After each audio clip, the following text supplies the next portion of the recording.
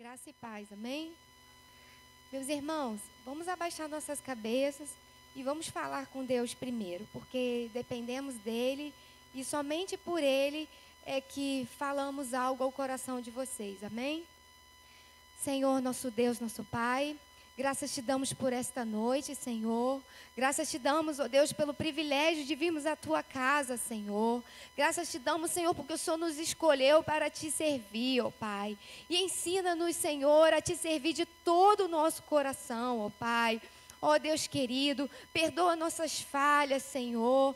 Ó Deus querido, que são tantas, ó Pai. Mas queremos, Senhor, te dizer, ó Pai, que sem ti nada somos, ó Deus. Quero declarar para ti essa noite como eu dependo de ti, Senhor. Ó Deus querido, usa, Senhor, a minha vida. Usa o que eu vou falar, Senhor, para ir ao coração dos teus filhos, Senhor. Que não saia de minha boca, ó Deus, em nome de Jesus, nada que seja de mim, mas que seja que venha do Senhor, ó Pai. Desde já eu te agradeço em nome de Jesus. Amém.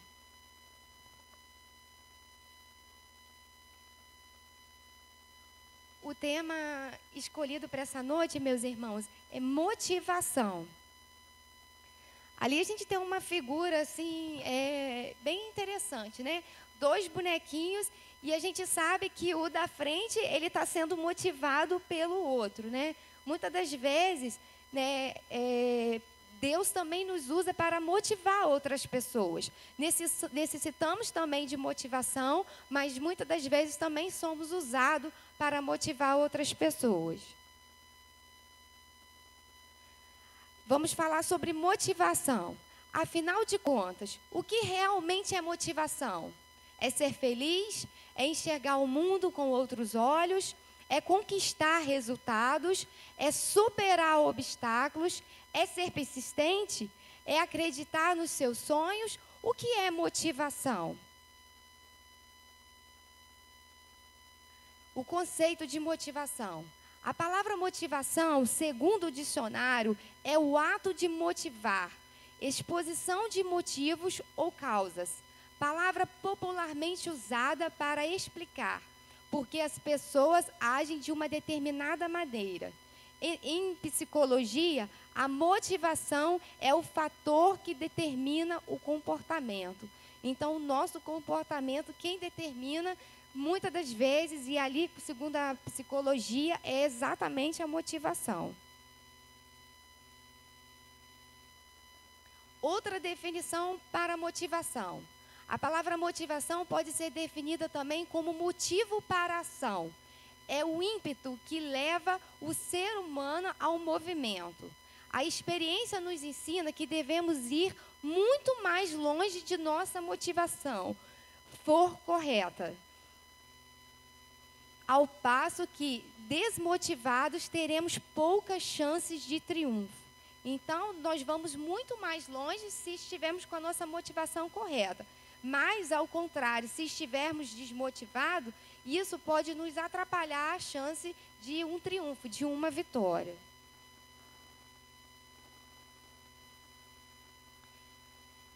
O cristão, né? O que é o cristão motivado? Trazendo para a nossa igreja.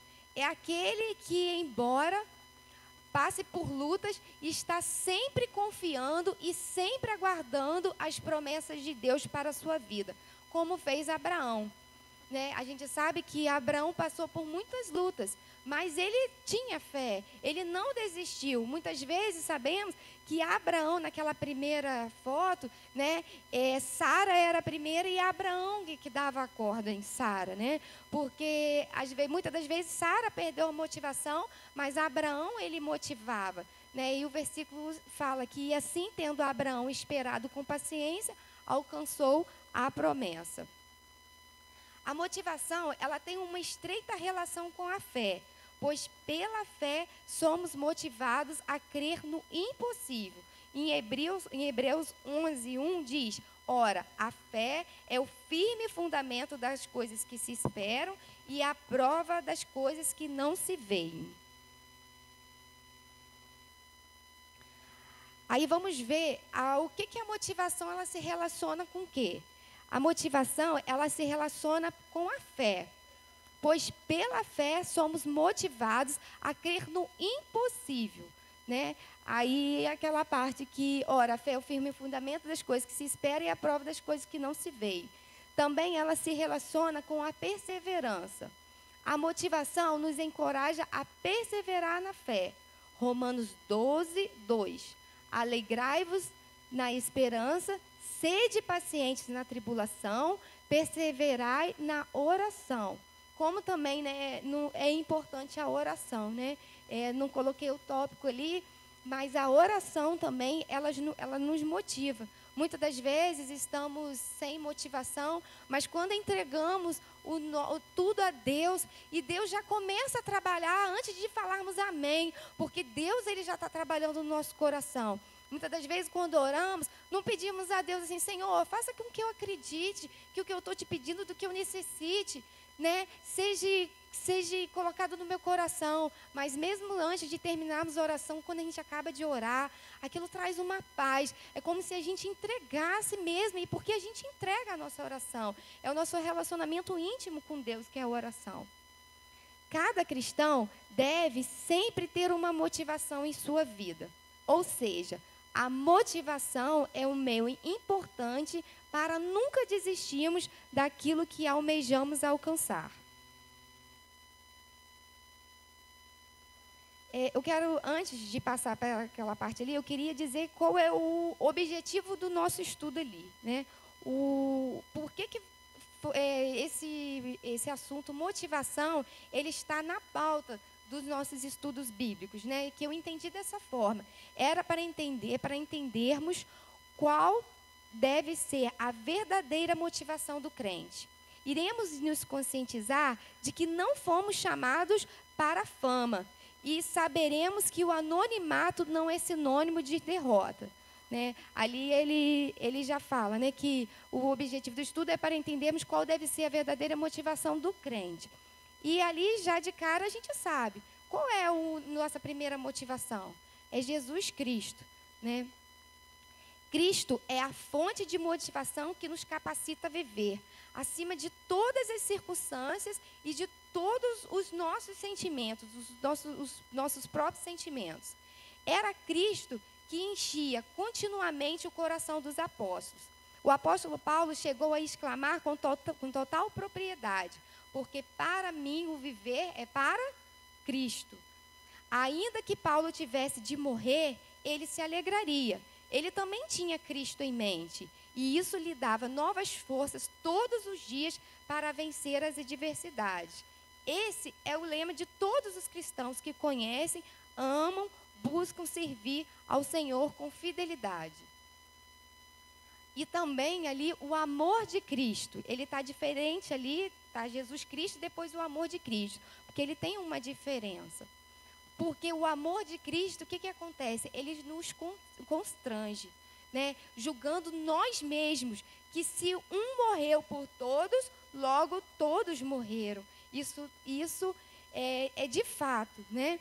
O que levava o apóstolo Paulo a servir de forma tão incansável e na pregação do evangelho isso, né? Neste versículo, uma das mais importantes cartas de 2 Coríntios que temos encontrado, Paulo revela sua motivação, que é o amor de Cristo. O amor de Cristo, ele nos constrange.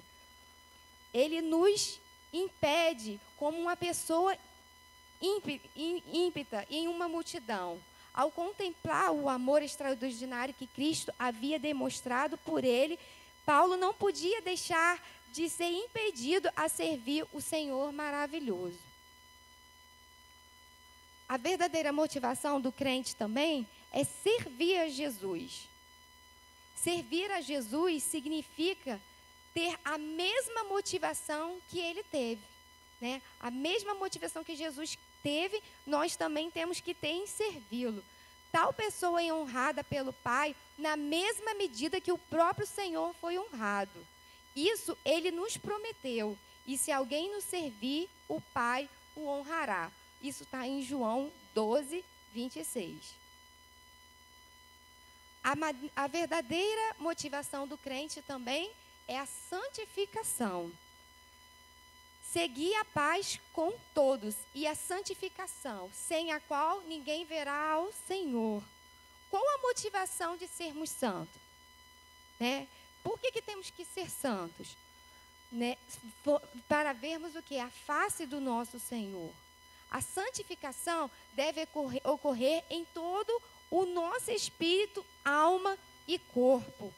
A santificação, por quê? Porque significa que devemos ser santos em nosso viver e em nossa conduta.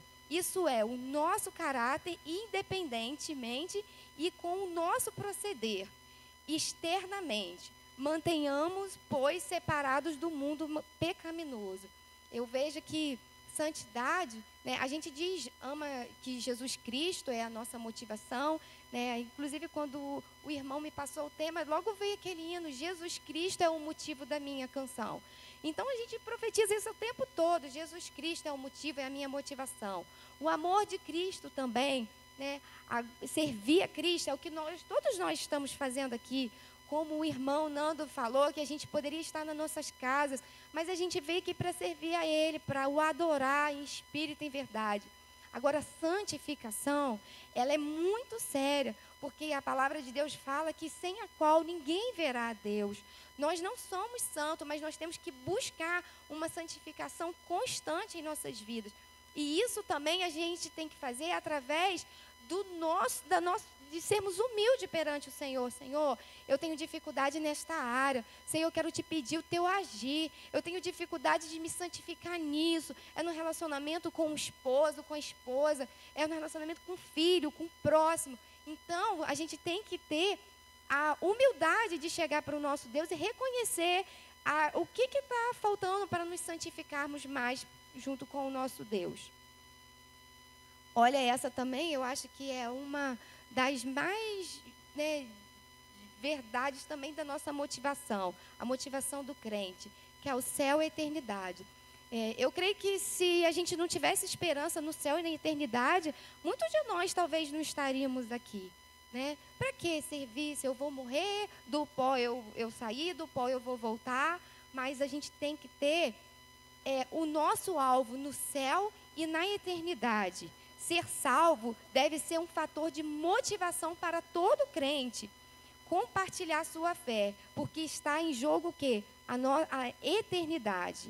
Enquanto vemos Deus preparando o cenário para o drama dos eventos, dos fins dos tempos, devemos estar motivados a servi-lo ainda mais, até que Jesus venha.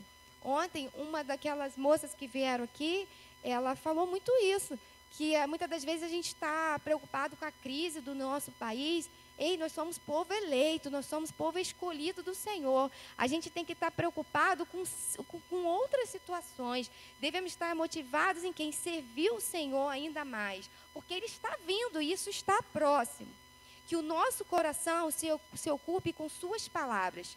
E eis que venho sem demora, e comigo está o galardão que tenho para retribuir a cada um segundo as suas obras. Eu sou o Alfa, o Ômega, o primeiro e o último, o princípio e o fim. Bem-aventurados aqueles que lavam as suas vestiduras, né, no sangue do Cordeiro, para que lhe assista o direito à árvore da vida e entrarem na cidade pelas portas. Em Apocalipse 22, do 12 ao 14.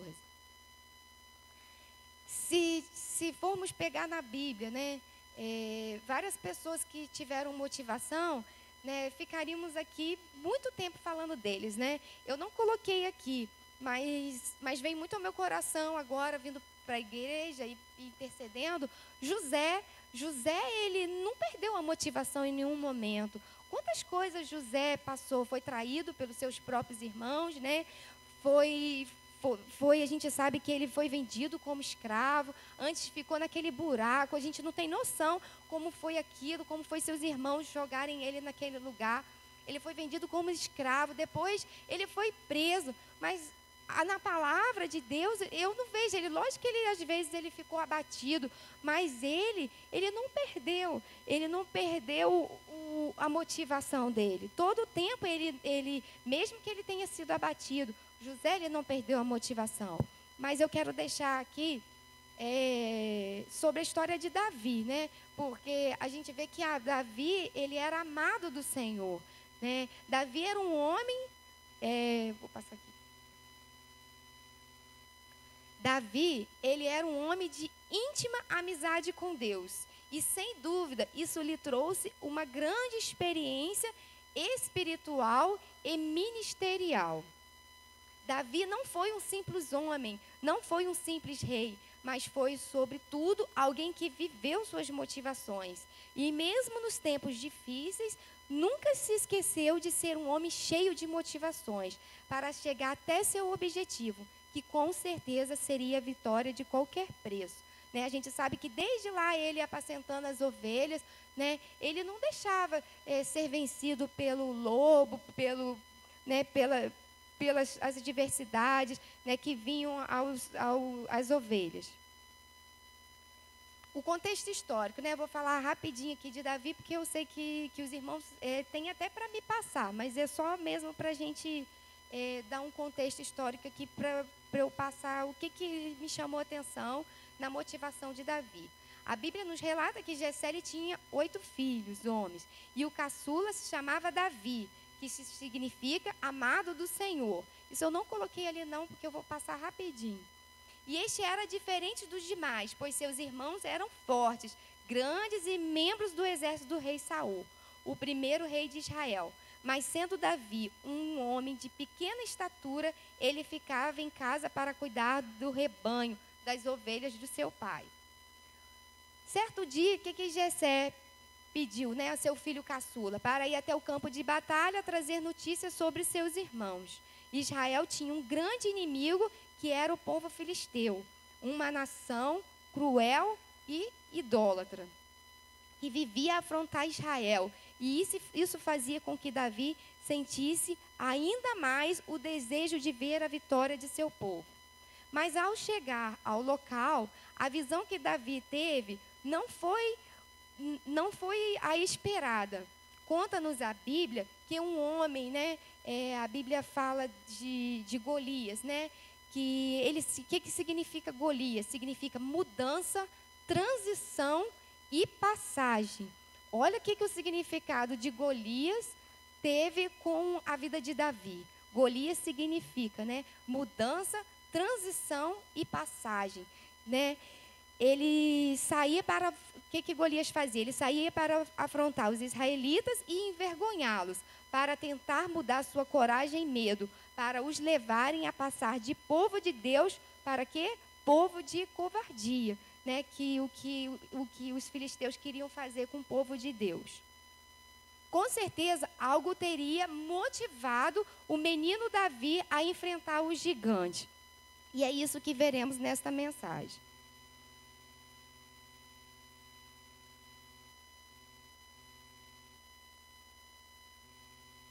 Você passa para mim, Carol? Eu não estou conseguindo passar.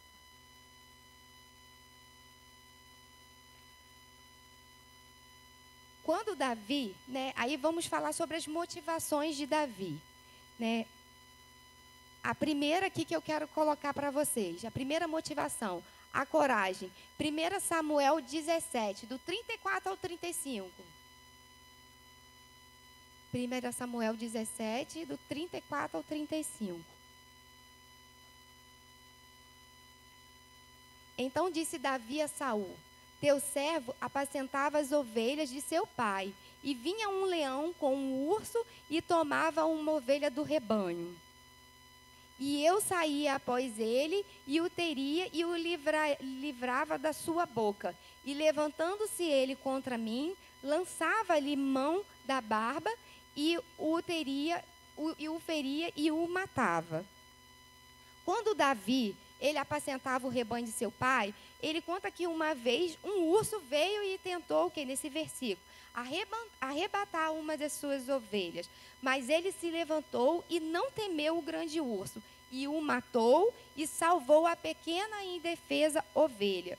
E em outra vez, foi o que o versículo fala, veio um leão, veio e também tentou comer uma das ovelhas. Mas o jovem, novamente, ele teve coragem e foi para cima do leão e o matou. Davi já havia matado um urso e um leão, mas nunca um homem tão grande e tão habilitado para a peleja como Golias. Mas sua coragem nunca o abandonou. Ele sempre se mostrou corajoso e não seria diante dos filisteus que ele ia se desmotivar. A segunda motivação é sobre promessas do rei. É em 1 Samuel 17, 25 e 26. A promessa do rei. E diziam os homens de Israel: vistes aquele homem que subiu? Pois subiu para afrontar Israel. Há de ser, pois, que o homem que o ferir, o rei o enriquecerá de grandes riquezas, e lhe dará a sua filha, e fará isenta de impostos a casa de seu pai em Israel. Então falou Davi aos homens que estavam com ele, dizendo: que farão aquele homem que ferir a este filisteu e tirar a afronta de sobre Israel? Quem é, pois, este incircunciso filisteu para afrontar os exércitos do Deus vivo? Ao ver esse gigante, afrontando o exército de Israel e todos os soldados com medo, e entre eles também estavam os irmãos mais velhos de Davi. Davi fica pasmo, e alguém disse a ele que quem vencesse o gigante, o rei Saul daria riquezas, daria sua filha em casamento e isentaria ele de impostos. Não podemos abrir mão das promessas, pois quem as fez é o Rei dos Reis, o Senhor dos Senhores. Isso foi uma motivação ali para Davi, aquele rei ali, o rei Saul. Mas o nosso Deus também, ele nos dá promessas, ele nos dá palavras que às vezes usam um irmão para nos motivar. E o que Davi fez? Ele usou essa palavra. Isso foi uma motivação para Davi, ter uma vida próspera e viver em um palácio. As promessas eram do rei Saul, e todos sabiam que uma palavra dada pelo rei, ela não podia voltar atrás. E logo Davi tomou isso como motivação para a sua vitória. A terceira motivação, 1 Samuel 17, 32 e 33. E Davi disse a Saul: não desfaleça o coração de ninguém por causa dele. Teu servo irá e pelejará contra este filisteu. Porém Saul disse a Davi: contra este filisteu não poderás ir para pelejar com ele, pois tu ainda és moço, e ele homem de guerra desde a tua mocidade. Davi ali, quando ele recebeu aquela palavra ali do rei Saul, para ele não ir pelejar ali, o que Davi podia fazer? Eu vou obedecer, ou então essa palavra que ele trouxe para mim é para eu não ir. Mas será que foi assim que Davi fez? Ao se prontificar a lutar, quando todos se acovardaram, Davi ouve o quê? Uma palavra contrária, vinda para tentar talvez até desanimá-lo. Assim, ou então desanimá-lo, ou então porque as pessoas também, eu entendo também, que o rei não via em Davi capacidade, pelo tamanho dele, pela estrutura dele, não via capacidade para enfrentar um gigante. Eu vejo assim também com Jairo, assim também com o cego que chamamos de Bartimeu e outros tantos relatados na Bíblia. Mas Davi não se deixou intimidar com as palavras. E isso eu digo novamente, que nossos maiores inimigos estão perto de nós, dentro de nossas casas, dentro de nossas igrejas. E nada vai nos desanimar diante das afrontas dos gigantes. Então, às vezes, Deus nos colocou na vida de um irmão, e temos a nossa família, para a gente estar sempre motivando. Mas muitas das vezes, uma palavra que dizemos contrária, se ele não tiver com essa motivação que Davi teve, podemos o quê? Pará-lo. A gente pode parar o nosso irmão. Se você se entregar agora, sua queda pode ser grande. Mas eu digo que se põe em pé e repreenda toda e qualquer palavra dita contra a sua vida e contra o seu ministério. Vamos crer que a vitória já é nossa em nome de Jesus. E nenhuma palavra maldita pode nos tirar a vitória que Ele nos prometeu. A quarta motivação, a confiança no Senhor. 1 Samuel 17, 37. Disse mais Davi: o Senhor me livrou da mão do leão e do urso. Ele me livrará da mão deste filisteu. Então disse Saul a Davi: vai-te embora e o Senhor seja contigo. Olha a confiança que ele estava no Senhor. E ele passou isso para o rei Saul, porque com essa palavra o rei Saul falou assim: vai-te embora, o Senhor seja contigo, né? O Senhor livrou ele das garras do leão e do urso, e também o livraria da mão do incircunciso filisteu. Isso nos mostra humildade e reconhecimento de que nada podemos em nossas vidas se não for colocada em Deus a nossa total confiança. A Bíblia diz que uns confiam em carros e outros confiam em cavalos, mas nós confiamos no Senhor que fez os céus e a terra. Por isso é que todos nós temos que ter confiança no nome que está acima de todos os nomes, no qual ele pode fazer maravilhas no nosso meio. Davi sabia que humanamente era impossível vencer Golias, um homem invisível, terrível e um guerreiro nato. Ele sabia que só uma intervenção divina poderia o ajudar neste momento tão difícil. Por isso é que devemos confiar no Senhor de todo o nosso coração e sabermos que somente Ele pode nos ajudar diante do gigante. A quinta motivação, essa que foi uma que mais eu achei assim mais interessante, a dependência de Deus. É o 38 e o 39. E Saul vestiu a Davi das suas vestes e pôs-lhe sobre a cabeça um capacete de bronze e o vestiu de uma couraça.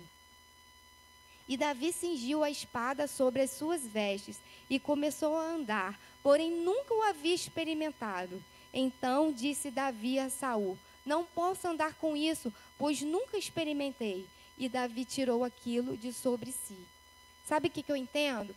Muitas das vezes, Deus às vezes nos tira algo, né? Ali no caso foi Davi mesmo que ele não quis usar aquilo. Fico imaginando você pegar, né, essa veste e colocar num menino pequeno ainda, né? Ele não ia conseguir se movimentar, o peso, né, daquela farda, daquilo tudo que foi colocado sobre ele.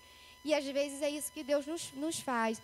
Às vezes parecemos que estamos totalmente desprotegidos. Vamos enfrentar o nosso inimigo, vamos enfrentar uma situação contrária a nós e às vezes sentimos que estamos ali desarmados, não estamos protegidos. Mas o que aconteceu com Davi? A única dependência dele não era de nada disso, não era do capacete, não era nada disso, era a dependência no Senhor. A sexta motivação, sonhos e esperanças, 46 e o 47. Hoje mesmo o Senhor te entregará na minha mão, e ferir-te-ei, te tirarei a cabeça, e os corpos do arraial dos filisteus darei hoje mesmo às aves do céu, e às bestas da terra, e toda a terra saberá que há Deus em Israel. 47. E saberá toda essa congregação que o Senhor salva, não com espada, nem com lança, porque do Senhor é a guerra, e Ele vos entregará na nossa mão. Olha que esperança que ele estava ali, né? Chegou o momento de confronto entre um menino e um gigante. Mas o gigante tenta ainda fazer um insulto, não sendo aceito pelo menino, que responde de uma forma surpreendente. Quando Golias diz que mataria Davi, o menino responde que ele tinha sonhos e sua esperança estava em quem? Estava em Deus e não nas armas que levava. Então veja a resposta do menino. Hoje mesmo, que falou o versículo, o Senhor te entregará em minhas mãos e ferir-te-ei e tirarei a sua cabeça. Ele estava dizendo, mesmo antes de tudo acontecer, né? Ele teve aquela palavra, ele mesmo antes de tudo acontecer, ele estava dizendo que seus sonhos, eles não poderiam ser impedidos, que sua vitória era certa, que a esperança de uma vitória grandiosa estava em quem? Somente no Senhor dos Exércitos.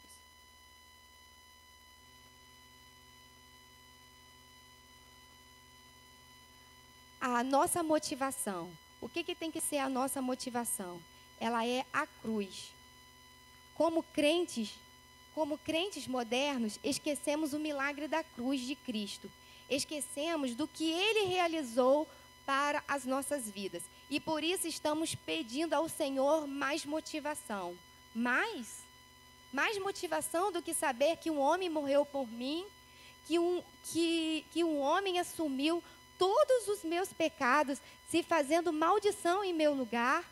Mais motivação do que saber que Jesus foi espancado, surrado, cuspido, blasfemado, maltratado. Isso tudo por minha causa. O que é que está acontecendo conosco? O que estamos pensando que somos? Ele é o rei, nós somos os servos. Nós é que precisamos fazê-lo feliz, né? A gente fica assim, Jesus me motiva. Gente, olha só, que motivação maior é a cruz. É através dela que a gente tem que olhar para ela, porque é através dela é que nos motivamos. Aí agora vamos falar sobre desmotivação. Geralmente, quando a gente eu trago estudo aqui, eu sempre coloco o oposto primeiro, né, para depois colocar o tema, né? Mas dessa vez eu quis fazer diferente, não porque pela minha própria vontade. É porque o que precisa mesmo ficar nos nossos corações é o que tem nos desmotivado.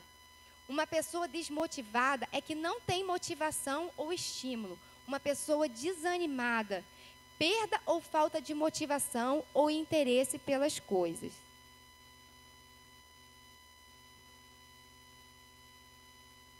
Motivo para a desmotivação.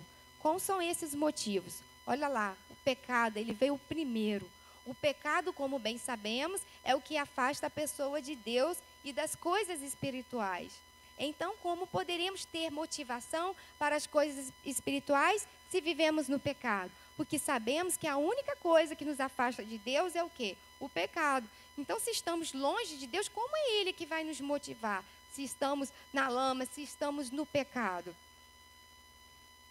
Deixe que o Espírito Santo te convença de seu pecado e permita que Ele opere o arrependimento em você.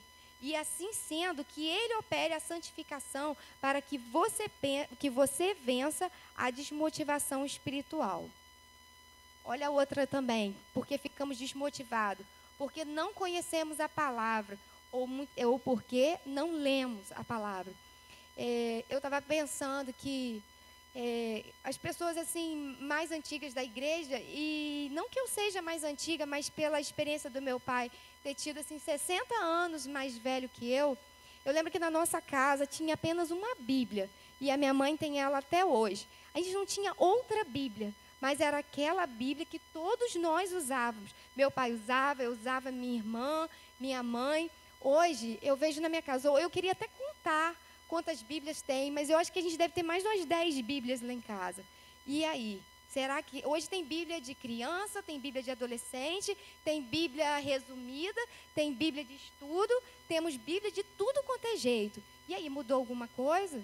Nós temos conhecendo a palavra? Isso fez alguma mudança? Eu prefiro aquele tempo daquela Bíblia de capa preta, que era uma Bíblia na família, mas que ela era usada com todo cuidado. Meu pai não deixava a gente sentar na igreja ou em casa mesmo e a gente ficar mexendo nas páginas da Bíblia, brincando ou olhando. Ele tinha uma reverência pela Bíblia.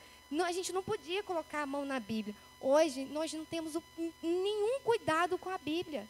A Bíblia é esquecida nos bancos da igreja, né? Às vezes esquecem Bíblias, e aí o pastor mesmo fala, depois de 3 meses, né, pastor, acaba doando para outros, mas a pessoa até esquece que perdeu uma Bíblia, que tem aquela biblioteca de Bíblias em casa, né? Eu estou falando por mim mesmo, cada um tem sua Bíblia, eu devo ter umas 3 ou 4, e isso não muda o conhecer da Bíblia.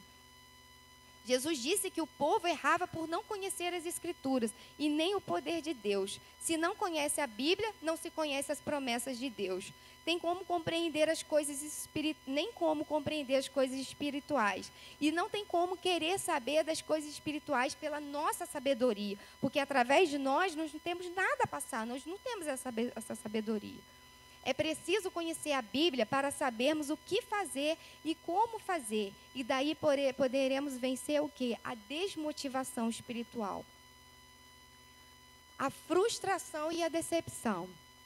Coisas que acontecem conosco nos desmotivam, mas estamos falando de um Deus que é maior do que as frustrações que possamos passar.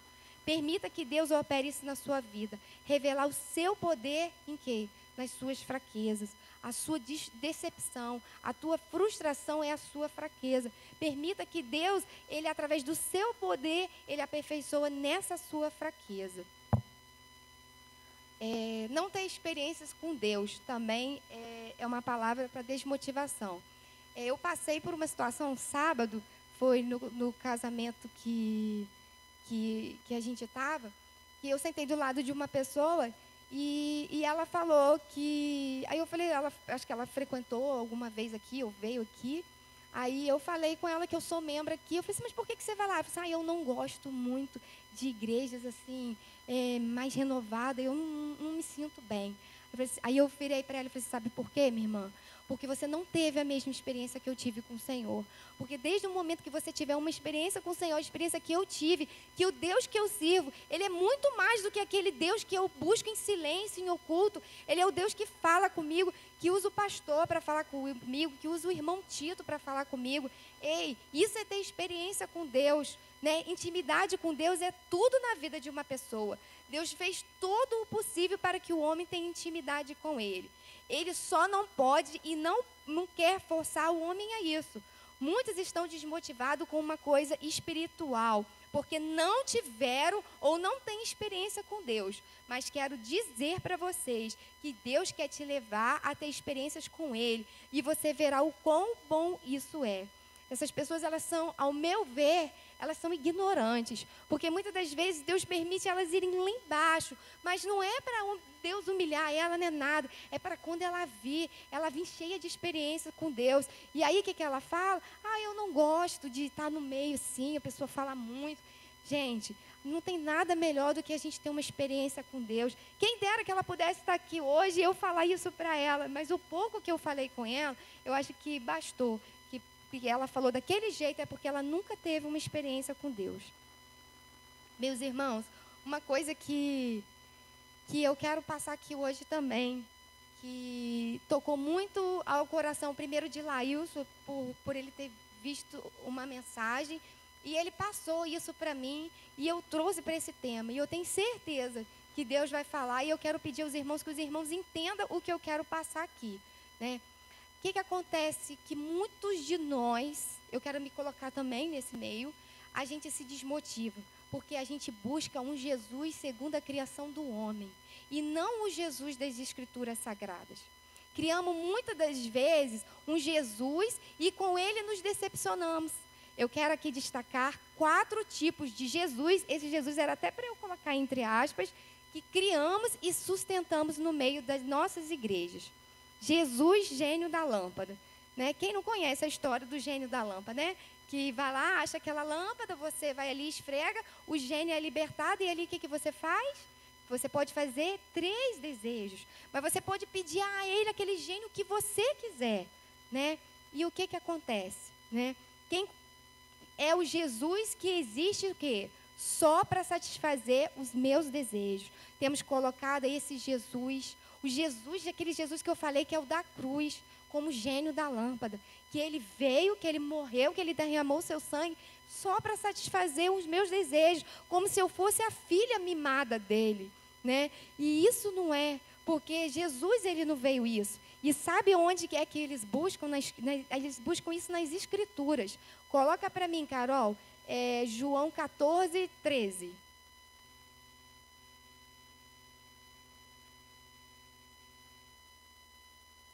E tudo quanto pedisdes em meu nome, eu o farei para que o Pai seja glorificado no Filho. E aí o filho mimado fala o quê? Né? Tudo que eu pedi, o gênio Jesus, ele vai me dar. Porque está em João 14, 13, que tudo que eu pedi, ele vai me dar. E ele só para ali, e eu o farei. E tudo quanto pedis em meu nome, eu o farei. Mas ele esquece que para que o Pai seja glorificado no Filho, ele só vai fazer se o Pai for glorificado. Ele não vai conceder nada para mim, me dar nada, se o Senhor não for glorificado. Por mais que eu queira, às vezes a gente faz mesmo, eu estou tendo um propósito na minha vida de orar a Deus por uma situação que necessito de ser resolvida, uma situação na justiça, mas Ele não precisa fazer para mim, entendeu? Se Ele não fizer, eu não vou mudar o meu jeito com Ele, filha, serva com o Senhor, porque eu não sou filha mimada dEle. E outra coisa, Ele não veio para a minha vida como um gênio, Ele veio como meu Salvador. Outro, Jesus milagreiro. Meus irmãos, todos aqui nós sabemos que o que Jesus faz? Ele sara, Ele cura, Ele liberta, né? A gente sabe disso porque Jesus fez e Ele faz. Temos visto isso. Muitas das vezes vem pessoas aqui, a vida de Jane, né? Aquele testemunho que a irmã trouxe, é um exemplo de cura. Mas olha o que acontece. Muitas vezes as pessoas se afastam da presença de Deus porque ela só vê o Jesus milagreiro. Ela acha que Jesus tem, por obrigação, curar ela. E aí o que acontece? Se o Senhor não curar ela, você acha que ela vai se manter firme? Se ela está em busca daquele Jesus, a pessoa que busca o gênio da lâmpada, se o gênio da lâmpada ele não dá os 3 desejos, ela vai fazer o quê? Ela não está em busca de Jesus da cruz, ela está em busca do Jesus da lâmpada. Ela vai se afastar da presença de Deus. E o Jesus milagreiro é a mesma coisa, né? Se a pessoa não receber aquela cura, não receber aquele milagre, ela vai se afastar da presença de Deus, porque ela não está de olho no foco. Uma coisa de milagre que eu queria destacar é a transformação da água em vinho. Né? Naquela época, quando se casavam, comemorava durante 7 dias um casamento. Imagina aí, né, o Abner e a Rita, o irmão lá, né, pagando banquete aí 7 dias. Né? Imagina, né? Quanto ficaria? O que aconteceu nesse casamento? Acabou o vinho, né? E o que Jesus fez? Ele fez o quê? Um milagre. Ele foi o Jesus milagreiro, sim. Ele fez um milagre.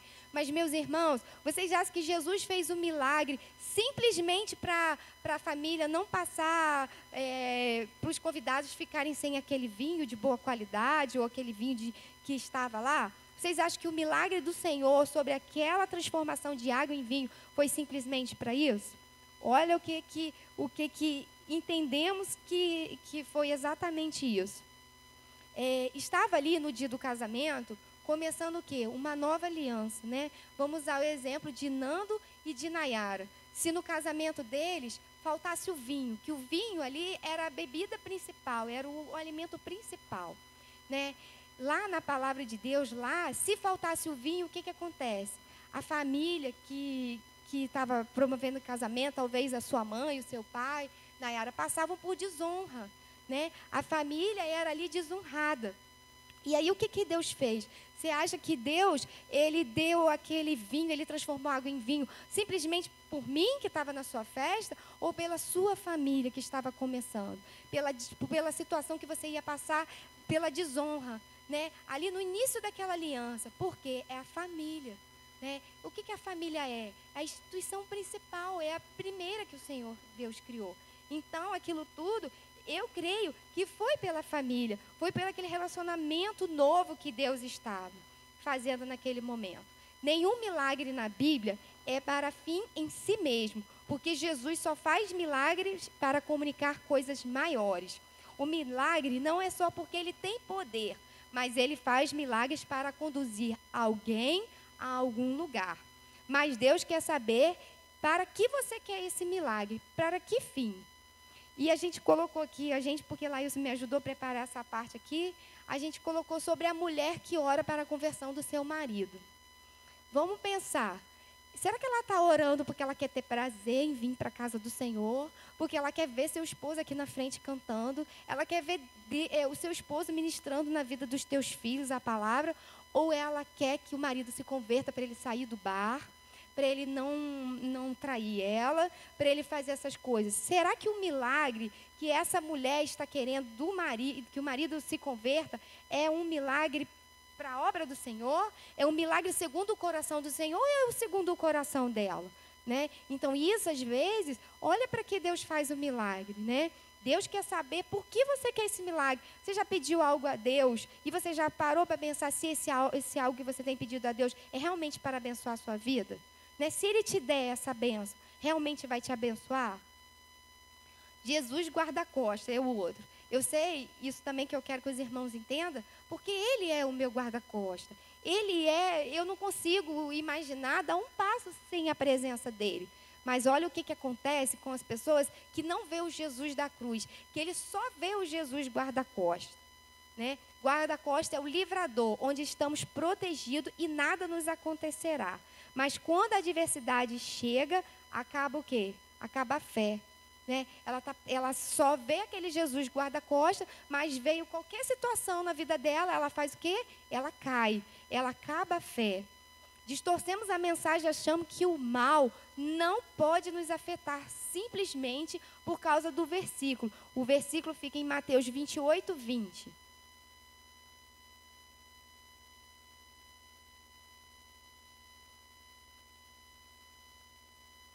Ensinando-os a guardar todas as coisas que eu vos tenho mandado, e eis que estou convosco todos os dias até a consumação dos séculos. Amém. Essa é a palavra do Senhor. Ele fala que Ele está conosco todos os dias. Mas essa palavra, ela está dizendo que Ele é guarda-costas, que Ele vai nos colocar numa bola e que nada vai nos atingir. Não, muito pelo contrário, né? Vivemos em um tempo em que a dor é inevitável. Mas Ele veio para quê? Para trazer espada, te fazer um bom guerreiro. Passa para mim, tá? Muitos ficam desmotivados e desistem do evangelho no meio do caminho, porque muitas das vezes se frustram por Jesus não ser aquilo que eles alimentam. Olha só como às vezes temos alimentado. Né? Já estou finalizando. Um exemplo que eu queria colocar também, exemplo de Sadraque, Mesaque e Abidnego. Né? Lá em Daniel 3, 17 e 18.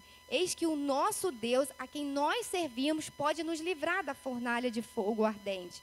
E Ele nos livrará da tua mão, ó Rei. Mas, olha lá, mas se não, sabendo, ó Rei, que não serviremos a teus deuses, nem adoraremos a estátua de ouro que levantaste. Ele tinha certeza, como nós temos certeza que o nosso Deus, Ele vai nos livrar da fornalha. Quantas fornalhas somos livrados diariamente? Mas e aí, se Ele não te livrar? Se Deus não te livrar, Ele deixou de ser o Deus que você serve? E aí esses 4 Jesus aí que foi criado, né? Você não vai olhar para o Jesus da cruz, você vai olhar para esse Jesus aí, né? Então temos que ter muito cuidado com isso. A motivação do cristão é a fé na palavra de Deus. Uma fé inabalável, onde não podemos ter medo de enfrentar problemas e dificuldades. Devemos sim nos esforçar para dar o melhor de nós. É certo que, em certas alturas da nossa vida, acabamos por falhar, mas não é por isso que devemos parar de... achei muito interessante ali. Ali tem 2 aquários pequenos, né? E o peixe, ele quer passar para o outro aquário, né? E não sei qual seria o motivo. Talvez seria a companhia, a presença, né? Porque é tão ruim vivermos sozinhos, né? E o que coloca ali? O medo não é compatível com os vencedores. É preciso substituí-lo pela coragem. Irmãos, vou repetir de novo. O medo não é compatível com os vencedores. É preciso substituí-lo pela coragem. Coragem não é ausência de medo, e sim a capacidade de avançar apesar do medo. Eu queria, pastor, com sua permissão, terminar esse estudo de uma forma diferente, né? E depois eu vou passar a palavra para o Senhor. Laísa vai louvar ali ao Senhor. Eu gostaria que vocês abaixassem sua cabeça e prestassem muita atenção na letra desse hino, que para mim é a maior motivação do cristão. Então vamos estar em oração, e o que eu peço ao Senhor, que Ele fale com cada um de vocês enquanto Ele está louvando.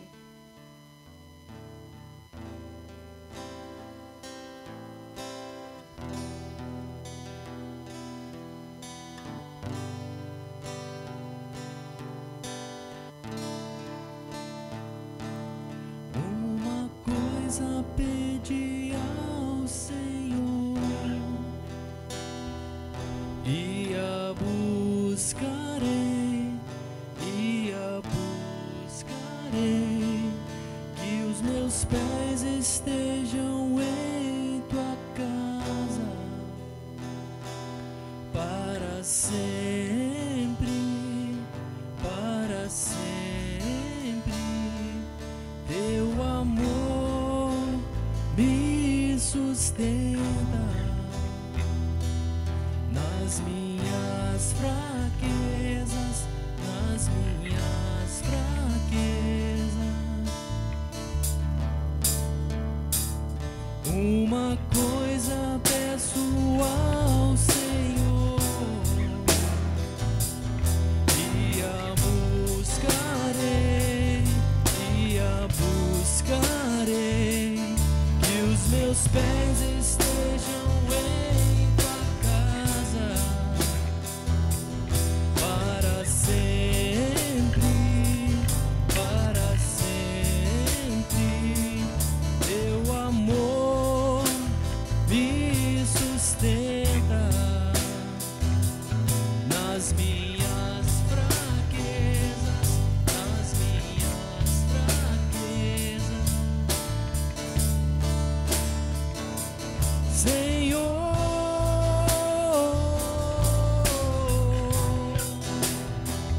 tua graça me basta. Senhor,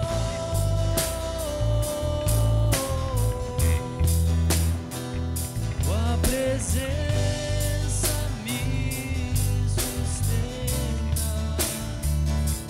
Senhor,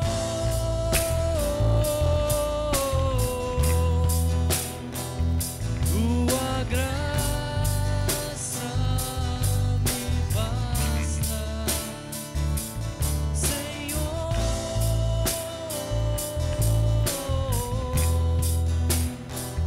tua presença me sustenta.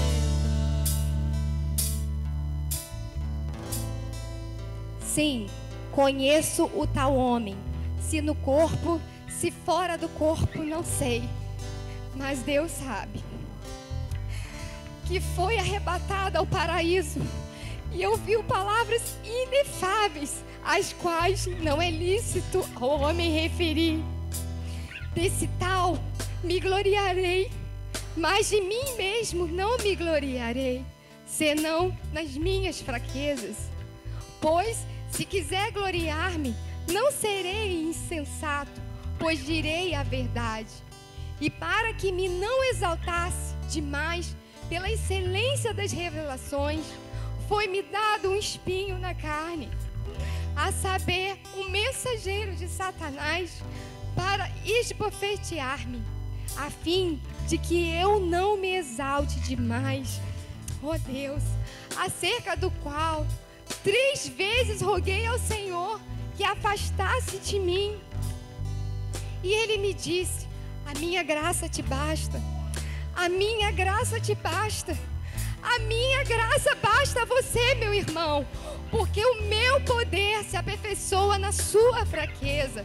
Por isso, de boa vontade, antes me gloriarei nas minhas fraquezas, a fim de que repouse sobre mim o poder de Cristo. Meu irmão, tem mais motivação do que essa. A graça do Senhor é o que nos motiva. Eu queria terminar que você seja motivado, não pelo que esse Jesus tem feito na vida de vocês, mas pela graça que o Senhor derrama cada dia, cada segundo na vida de vocês. Pastor,